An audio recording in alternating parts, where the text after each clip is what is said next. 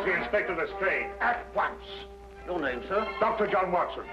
He's expecting you, sir? In a way, I believe he is. Well, I'll tell him you're here, sir.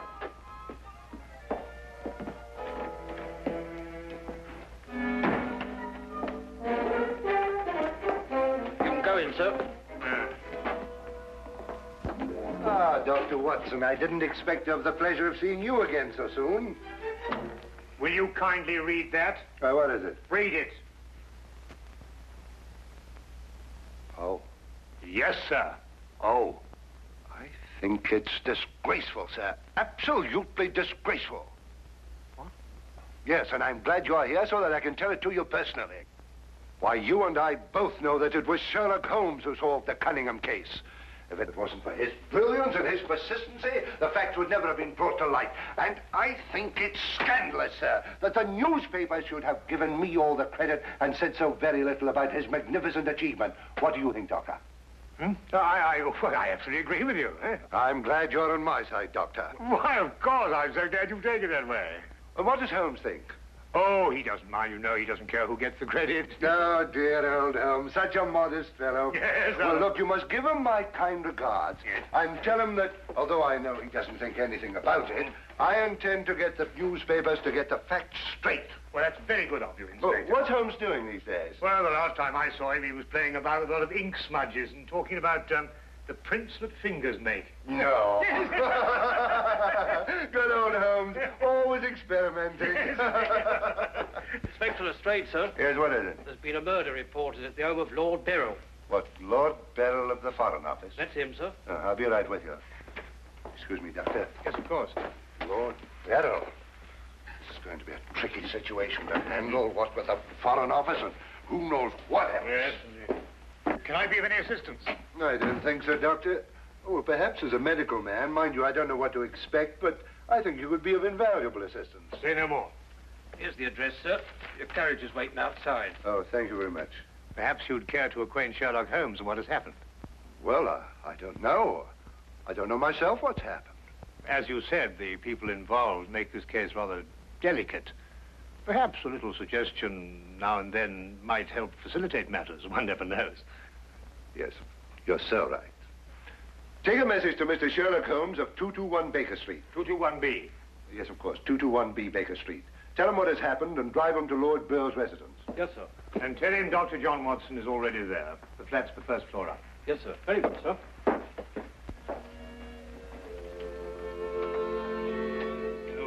221B Baker Street.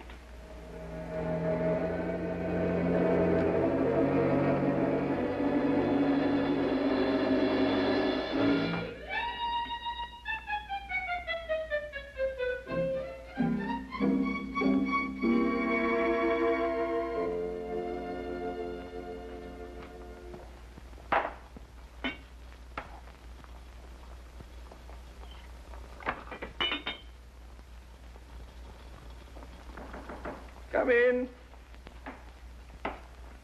Excuse me, Mr. Holmes. Yes? I have a message for you, sir. There's been a murder committed at the home of Lord Beryl. Inspector Lestrade and Dr. Watson have already gone there. Thank you. Would you care to have some tea? Some tea, sir? Yes.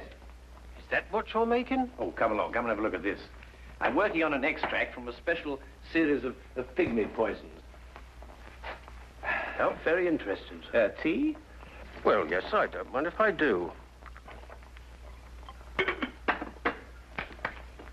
You take milk? Yes, sir, please, sir, if I may. Splendid. Sugar? Thank you, sir. Where did I put that sugar? Ah, there it is. It's right here. Help yourself. Thank you, sir. So.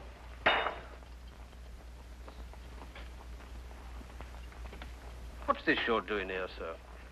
Well, I believe that certain poisons, if taken in the correct doses, can actually have beneficial rather than fatal effects. Now, that's very interesting, sir. Yes, it is, isn't it? And what's all this over here, sir? Oh, that? Oh, those are some tropical leaves. They were sent to me by a friend of mine who hunts in that part of the country. The essence, you see, passes through this tube, down here and across the table, and is condensed in that retort there.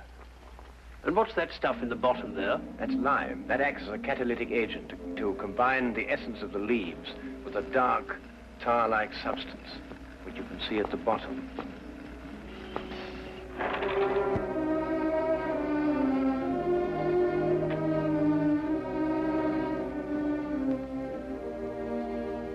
Inspector Lestrade, I demand to see my wife. You've kept me waiting half an hour, and now I should like an explanation. Of course, you're entitled to one, sir. You know that Karl Oberstein was murdered in your study. I was informed of that, and it is a tragedy, of course. But I still don't see that is... Lord Beryl, your wife has confessed to shooting him.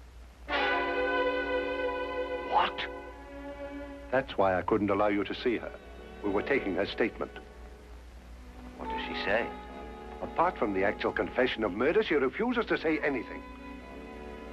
You may go in now if you wish, Lord Beryl.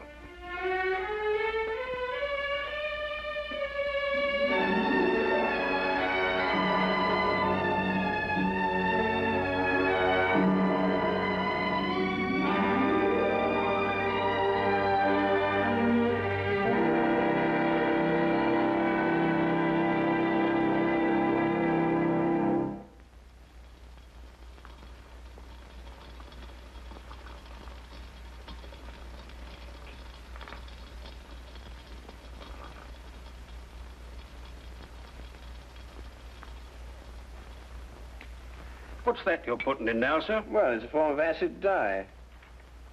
Yeah. That's all right. Oh, where have you two been all the afternoon? Didn't the sergeant tell you? Oh, yes, I remember. There was a murder somewhere. Was it interesting? No, Mr. Dwight. Uh-huh. Well, Lestrade, come and have whiskey and soda. Whiskey and soda, Lestrade. I don't know. I'll be off duty in 5 minutes. Yes, I think that'd be all right. Neat for me. Well, sit down if you can find yourself a place. There you go. yes, well, I think we can leave that to boil for a little while now. Now, gentlemen, what's the problem? Who was murdered? A man named Karl Oberstein. Oberstein. Oberstein. Oh, yes, I remember. An Austrian chap. He was originally, but of course, for a number of years, he's been a freelance agent. Mm-hmm. Buying and selling anything he can get his hands on, eh?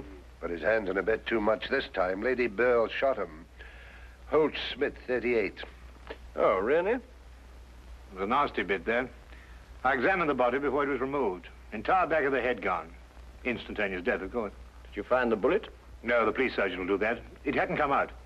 Yes, and that shot in the back of the head removes any possible chance Lady Beryl may have had of claiming self-defense. You're off duty now, aren't you, Wilkins? Yes, sir. You may go home. Thank you, sir. It's been a pleasure working for you this afternoon, Mr. Holmes. I'd like to know how it all turns out. I'll let you know. Thank you, sir. Good afternoon, sir. I feel sorry for Lord Beryl. There'll be quite a scandal when this appears in the papers. Yes, it certainly will be. I wonder why Lady Beryl lied to you. What nationality was Lady Beryl originally? Well, she was born in Austria, although she was brought up in America. She's been here in England for the past 5 years, since her marriage, you know. It's a shame a woman like her has to remain in prison. Still, she might decide to tell you...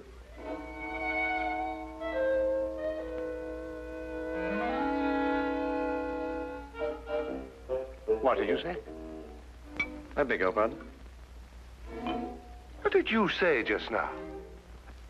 I didn't say anything. Oh, yes, you did. You said, I wonder why Lady Beryl lied to you. Oh, that? Yes, what did you mean? Nothing, except, of course, that Lady Beryl didn't shoot this chap Oberstein at all. But she confessed to it. Nonsense. She didn't shoot Oberstein because Oberstein wasn't shot. His head was bashed in with a blunt instrument. The revolver you claim was the murder weapon actually belonged to Oberstein. She found it lying by his side and pretended she'd done it in order to shield her husband. She's no more guilty than you two are. Would you hold that like a good fellow, please? Would you please repeat that? Of course, it's as plain as a... Here, would you mind holding that?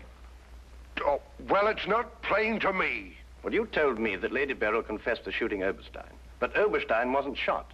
Just because you find a man with the back of his head shattered and a gun lying by his side is no reason to assume he's been shot. Thank you. You also assumed that the bullet had lodged in Oberstein's cranium because it hadn't emerged through the front. Now, any student of elementary ballistics knows that the greatest damage to the skull is on the opposite side to which the bullet entered. The point of entry is always clean.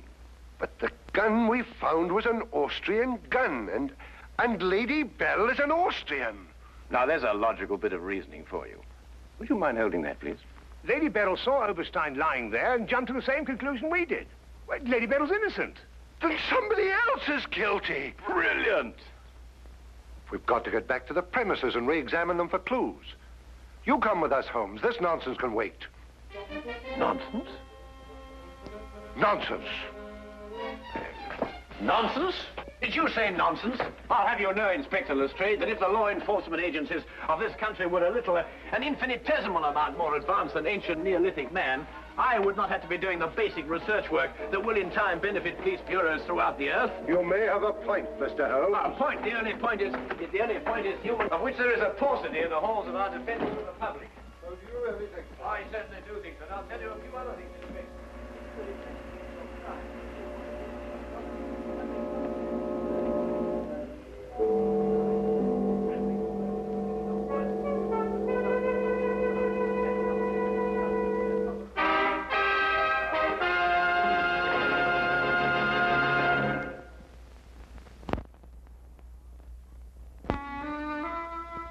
And now we return to the case of Lady Beryl. Yes, is to be dependent 90% on a good memory. Details, Lestrade, those are the things. She's in here. Normally I'd detain her for confessing to a crime she didn't commit, but, well, what with the Foreign Office and all that, I don't believe I will. No, Lestrade, you don't want to hold her. Much easier to solve the crime if she's out. Exactly. Inspector Lestrade.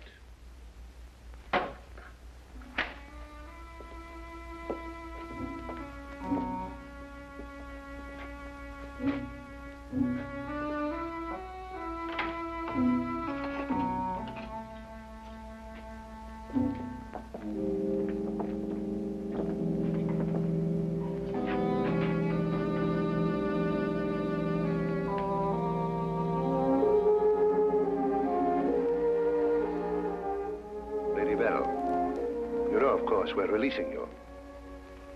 So I understand. Do you know why? No. We've been able to prove that you didn't commit this murder you confessed to. I see. We would, however, like an explanation as to why you confessed to this crime.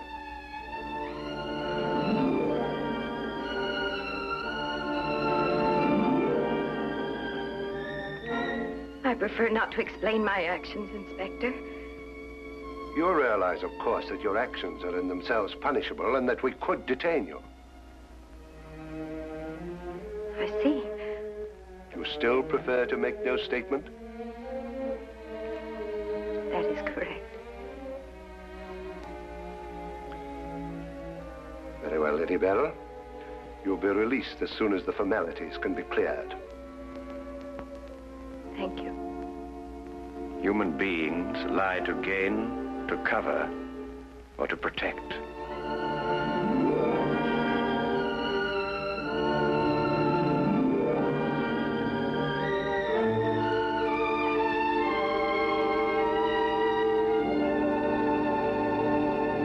I don't know how to thank you, Mr. Holmes. Please consider me forever in your debt. Not at all. You're in the Foreign Office, aren't you, Lord Beryl? I am.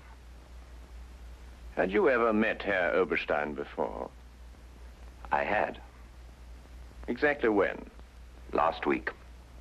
For the first time? And the last time. I see.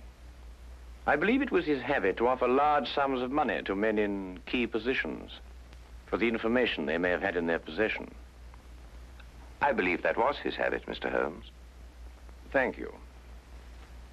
Oh, Lord Beryl, while your wife is on her way here, I wonder if I might look at the premises of the crime. Well, of course, of course. It happened in the study. With your permission. My house is yours, sir. Thank you.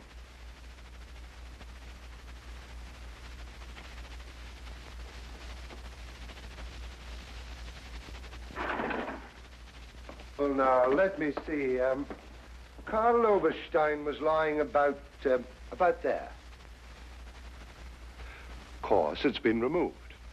Yes, yes, of course. I see you cleaned everything up with your usual remarkable efficiency, Lestrade. Now, look here, Holmes. I didn't know there was going to be any mystery about this affair. Oberstein's head was here, Holmes, and his feet were there. Thank you, Watson.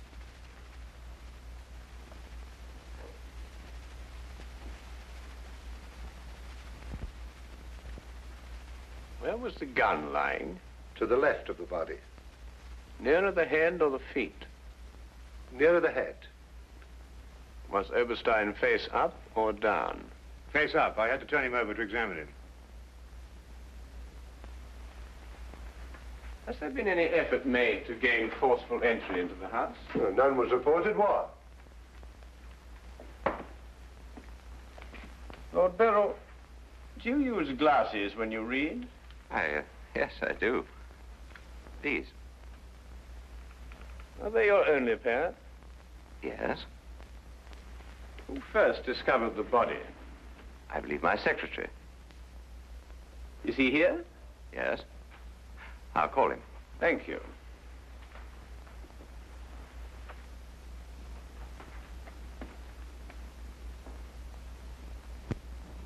Lestrade, where was Lord Beryl at the time you estimated the crime was committed?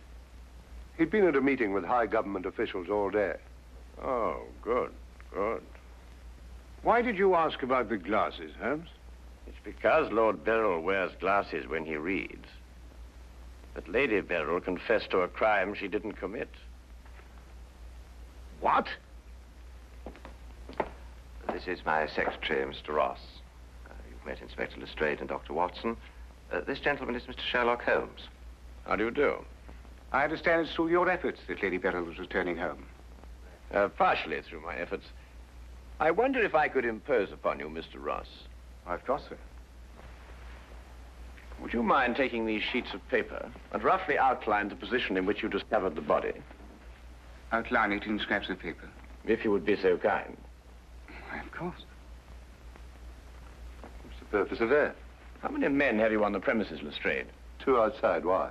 Good, good. I wonder if you'd mind taking them into the garden behind this window and making a thorough search of the premises for a radius of 30 feet. Looking for what? Anything that doesn't belong in a garden. Are you serious, Holmes? Shh. Completely.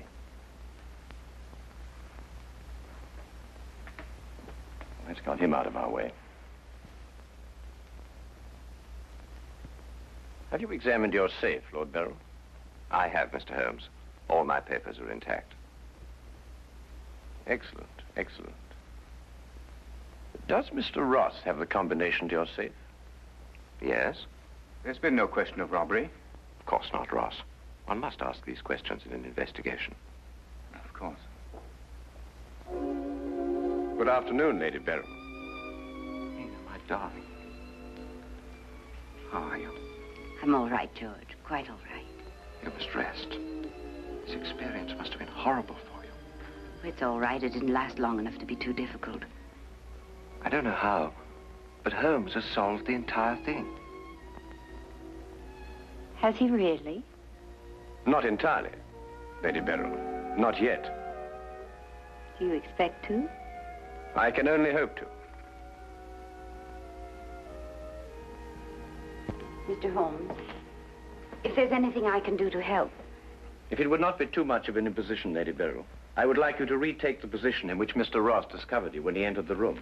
Mr. Holmes, my wife has had a harrowing experience. Please consider her nerves at this point. You're forgetting, Lord Beryl, that your wife confessed to a crime she didn't commit. The circumstances are somewhat exceptional. But if Lady Beryl would rather not... It's quite all right, George. Now, let me see.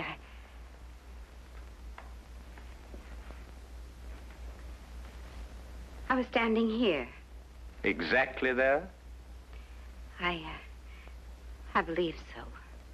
Mr. Ross, are you quite certain that that is the position in which Lady Beryl was standing? Well, if you'll pardon my saying so, Lady Beryl, just for the sake of accuracy, you understand, I believe you were standing just a bit further to your left. A little to your left, Lady Beryl.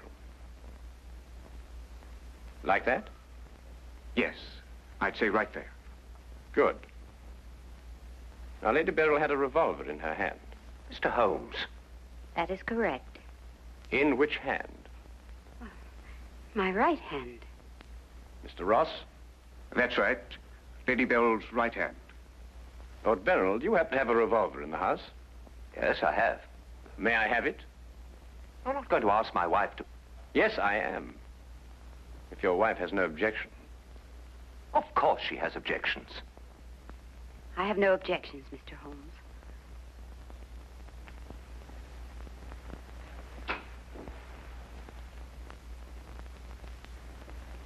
Ah, excellent. A .38 caliber. Do you notice, Watson, that it's patterned very closely after the Schmidt-Holtz, the revolver in question?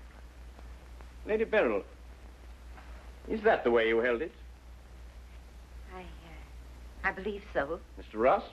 Yes, it was like that. Mr. Ross, I'd like you to think very hard. A great deal depends on what you're going to say now. As far as you can remember, that was the position of Herr Oberstein's body? Yes. And where in relation to Herr Oberstein's body and Lady Beryl were the broken eyeglasses? Over there. There? Yes.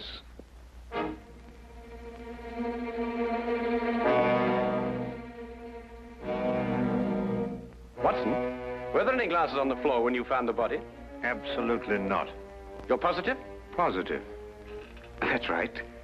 I didn't know what I was saying. There were no glasses on the floor at all. There weren't any glasses on the floor when you found Lady Beryl bending over the body. But there were when you sent Herr Oberstein crashing to the ground.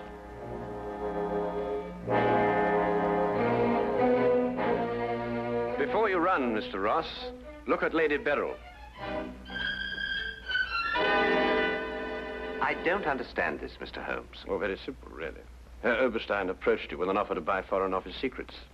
You threw him out. Then Ross contacted him, prepared to sell him the secrets. Well, there's nothing missing from the safe. Of course not. If you sold anything, you'd have been found out. Herr Oberstein came here expecting to buy. You opened the safe, showed him the papers he wanted. He put his glasses on to examine them. And then when he paid you, you smashed his skull in. He fell, breaking his glasses. His revolver dropped from his pocket. Then you replaced the papers, pocketed the money, and left. It's a lie. Why, you filthy... The unfortunate point occurred when Lady Beryl discovered the body.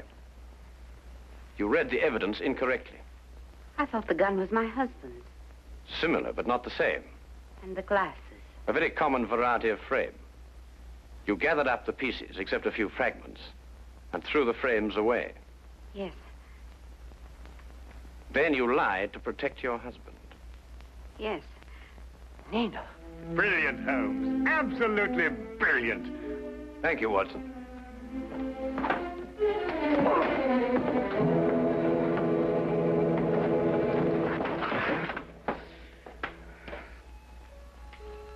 My humble and very grateful thanks, Mr. Holmes. It's been a pleasure to help so brave and noble a woman. I'm still not quite certain what's happened, but I know we shall both be forever indebted to you.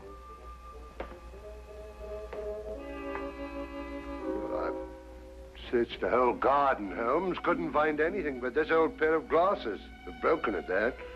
Really? Mr. Holmes has solved the entire case, Inspector.